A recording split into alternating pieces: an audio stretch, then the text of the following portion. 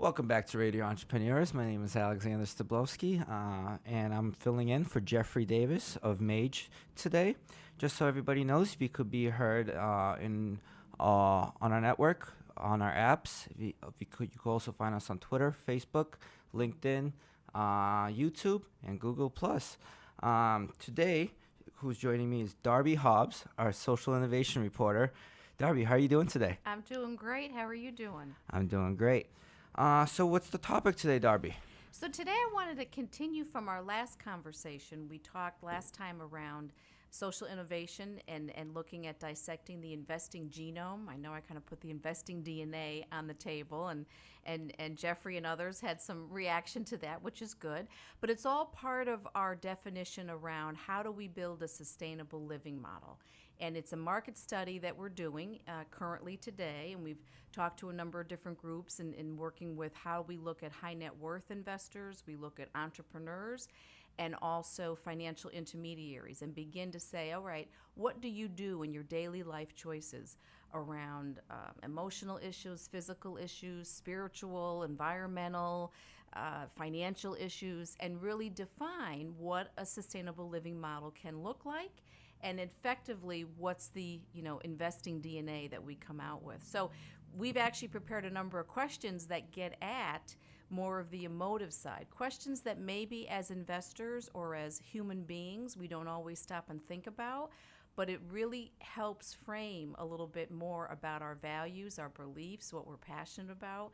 And for our study, that'll really help fulfill defining what a sustainable living model needs to look like and provide that information. What does a sustainable living model look to you? What does it mean to you and why? Well, we've actually... And these are some of the questions I'm guessing you ask your investors. Yes, exactly. And these are some questions that need to be going to investors. Many times financial advisors or any intermediary will talk about the investment choice and get into performance, which is great because that's part of the product offering. But they need to take a few steps back first and really understand the individual and what makes them unique, because we're all unique beings in terms of what drives us.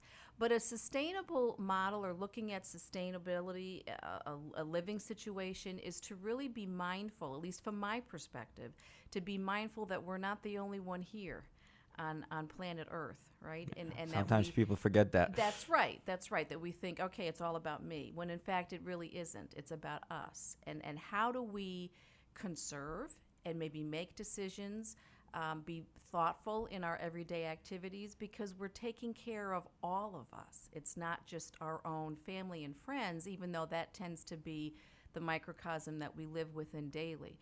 So I think it's a balancing act, and that's why when we looked at doing this market study, we realized there really isn't any entity today that is looking at a holistic perspective, or I would say a holistic ecosystem that really allows an individual to say, from my personal choices, both from what am I passionate about from an environmental standpoint, intellectually, financially, emotionally, to define that sustainable living model of all those components that drive a human being in making decisions. And if we have the ability to reframe that to potentially change behavior, then we can see how people can potentially action on that change behavior and engage in a universal marketplace a little bit differently. And that's really what our goal is to look at that. Darby, if somebody wants to get a hold of you at Social 3, yes, how would they do that? Well, they can go to our website at social-3.net. You can also email me at darby.hobbs@social-3.net, or you can call me at 617-835-9354.